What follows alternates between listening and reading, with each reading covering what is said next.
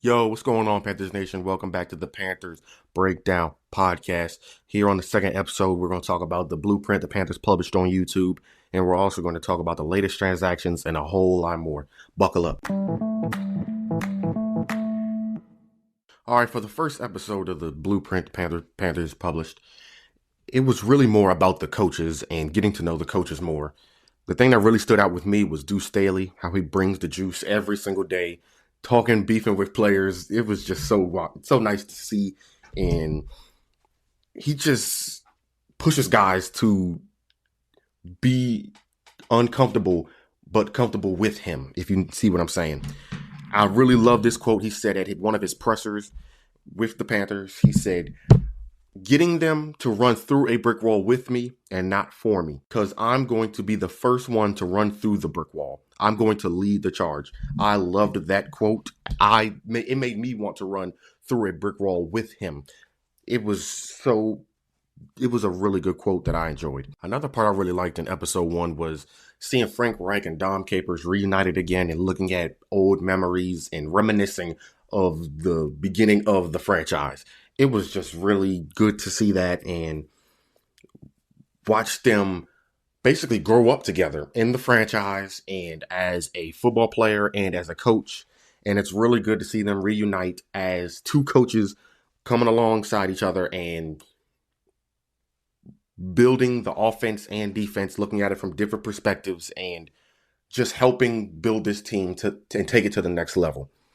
It was really nice, and it was really cool to see Dom Capers say he wants to see Frank Reich hold the Lombardi, and that is every Panthers' dream, is to see just someone from the Carolina Panthers to hold the Lombardi. Episode 2 of the Blueprint was more about free agency and how the free agents came to be, the meetings, and everything else. It started off with Bradley Bozeman, who is a real down-to-earth guy, a dude you want to see succeed on this team, and just a leader of the offensive line and a guy you continue to root for. It almost made me shed a tear watching him talk about his son and his wife and how he plays for them. And it was amazing to see. Love Bradley Bozeman becoming one of my favorite players because of his overall dominance he brings to not only on the field, but off the field too. Another thing that stood out with me in episode 2 was Miles Sanders. When Frank Reich talked about Sanders in his press conference, he called him a complete back, which also brings another point. When Miles Sanders first sat down, the GM Scott Fitter asked him, "How you like it here so far?" Sanders said, "I love it. It feels like I'm wanted." You want players to feel like they're wanted. You want players to be in Carolina. You want players to play for Carolina. You want people to love the feel of Carolina. I love that because they're passionate and they're willing to go all out for this team and beyond. And we also know Deuce Staley played a huge role into Miles Sanders coming to Carolina, which was also huge. That duo is going to be a great duo coming out of the backfield. And another thing, if you play fantasy football, I would try to grab Miles Sanders. Miles Sanders is going to be the outlet. He's going to be the guy that Bryce Young almost always looks to if he's in the if he's open underneath, Miles Sanders is going to catch it. He's a guy that had a 50 reception rookie season. He had 50 receptions for 509 yards and 3 touchdowns. So he can definitely produce from out of the backfield. And with a Texas route, out routes, Miles Sanders will produce in the receptions and in the catching game. Another guy that really stood out was Shy Tuttle. Shy Tuttle is a leader. He's a funny guy too, from the Carolinas. And what really stood out to me was when Derek Brown didn't do the rep correctly and Tuttle corrected him. It was really spot on. I really like that. And Brown did it. Brown did the rep again, and he did it well. You saw it. It was different in the blueprint. The blueprint was so good. I really enjoyed the blueprint. Like I said, it's on YouTube. If you haven't watched it yet, you need to go watch it. Now on to episode 3 of the blueprint, the meat and potatoes in my eyes.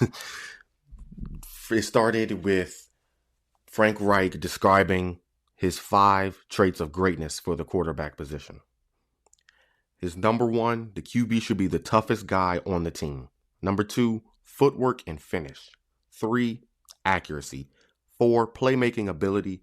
5 X Factor. Every single one describes Bryce Young. He describes that to a T. Another thing that caught my eye was the Panthers had their eyes on 3 prospects at 39. They mentioned 2 other names, and we all know Mingo was the third guy. The first name was Auburn edge Derek Hall. The Panthers brought in Derek Hall for a top 30 visit.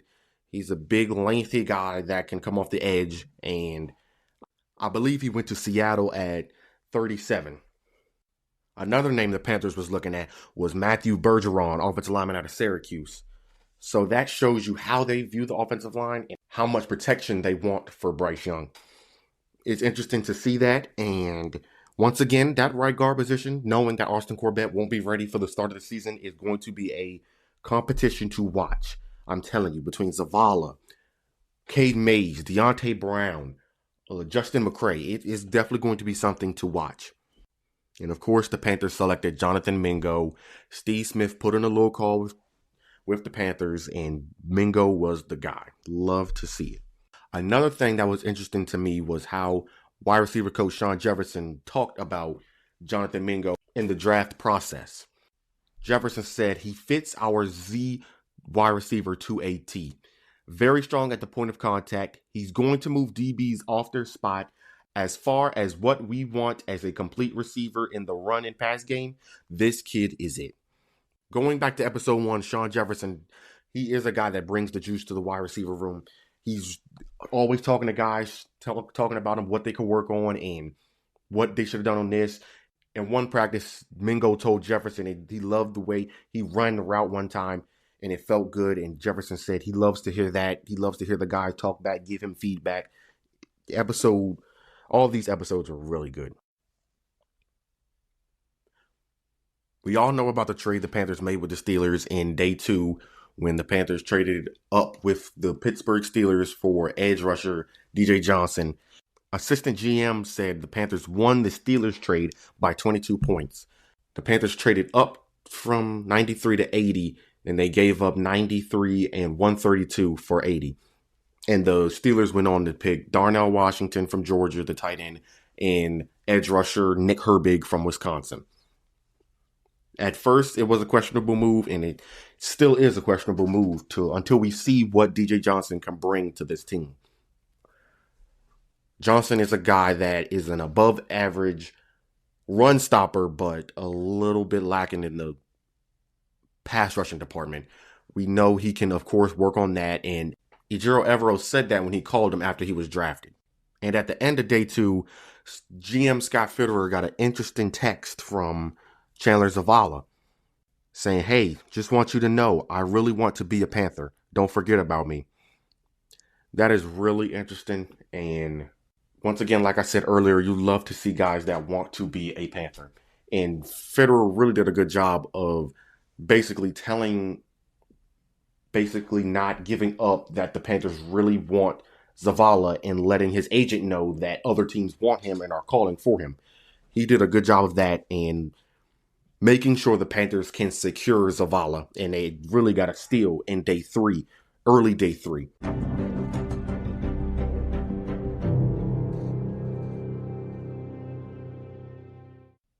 The Panthers also added another big body along the defensive line in advance of training camp. They signed veteran defensive tackle Taylor Stallworth to a 1-year deal. And according to Panthers.com, Stallworth played for Panthers head coach Frank Reich for 2 seasons in Indianapolis, 2020 and 2021, and spent time with the Chiefs and Texans last year. And originally an undrafted rookie from South Carolina, he was with the Saints in 2018 to 2019. The 6'2", 305-pounder adds some experience and size to the front, which was part of a wide-ranging reconstruction this offseason. They began free agency by signing Shai Tuttle and Deshaun Williams, and also brought in veterans Henry Anderson and John Pennicini to help with conversion to a 3-4 front. To make room for Stallworth on the active roster, they waived safety Miles Dorn. The former UNC standout had signed in January after spending parts of the previous 4 years with the Vikings. Stallworth, who's a veteran who could bring depth to the defensive line if he makes the 53. He could be a camp body. He could make the 53. We should see what he got in the tank. a big group of players from the offensive side of the ball for the Panthers traveled to SMU's facility to work out. It was Bryce Young, Andy Dalton, Cameron Peoples, Raheem Blackshear, Chuba Hubbard, DJ Chark, Adam Thielen, LaVisca, Tremble. It was so many guys there. Armor Studios, shout out Armor Studios, producing amazing videos. Shout out Kai Visuals for doing amazing photos. He also did a video. Shout out Two Live Craig, Delfonte Diamond. Shout out to all those guys. It was amazing productions, amazing videos, amazing photos. It was great to see those guys out there throwing, catching, and just continuing to build that chemistry for when the season starts. You know when that guy is about to cut on the slant. You know when that guy is about to cut out on a 10-yard out route. You know when this guy is about to release the ball at this point, release the ball at that point. You get hype on it at that point. It was so amazing to see. It gave me goosebumps, and I am just so excited for this season. It feels like offseason has been the longest offseason in a very long time. Stanley McLover, a.k.a. Hype Man, Lucci, a.k.a. Brian Burns' big brother, tweeted out a very intriguing and cool video of Brian Burns dropping back into coverage, rolling out and catching a football. And his tweet says, "This transition from defensive end to outside linebacker will be smooth as this video. He's 6'5", 260, bigger, much faster in all caps, smarter, and highly motivated to be the best in the league. Year 5 at 25. Thank you, God, for durability and opportunity." Burns is set for a big season this year. Can't wait to see him off the edge and just securing sack after sack after sack. Pause. Shout out PNP, Panthers Nation Podcast. Go check them out on YouTube.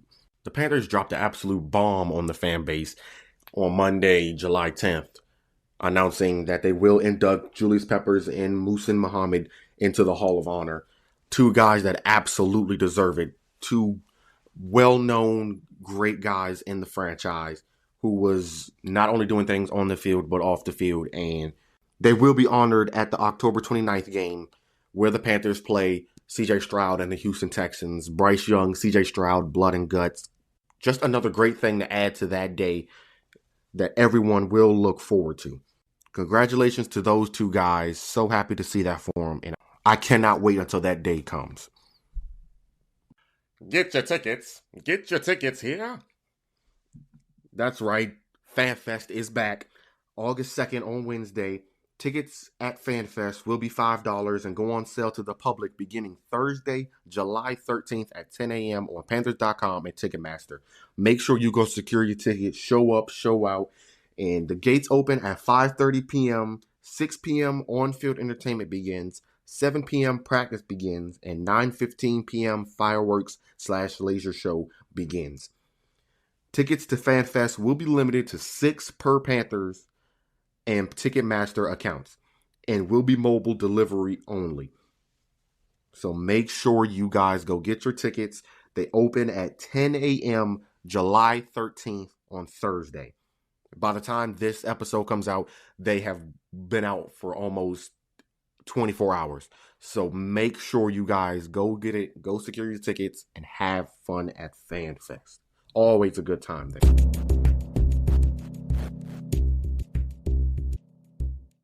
That's a wrap on episode 2. Let me know what I can improve on. Let me know what I did good in this episode. Make sure to go follow me on Twitter, Instagram. Go follow me on Threads. That's a new platform. Make sure to go follow me on Threads, Panthers Breakdown on Instagram, Panthers Breakdown on Twitter. And make sure to go follow me on YouTube, Panthers Breakdown Podcast. Share the word. Tell your family. Tell your friends. Go put the word out. And if you have any questions, you can put them in the comments. I will be happy to answer them. And always and forever, remember to keep pounding.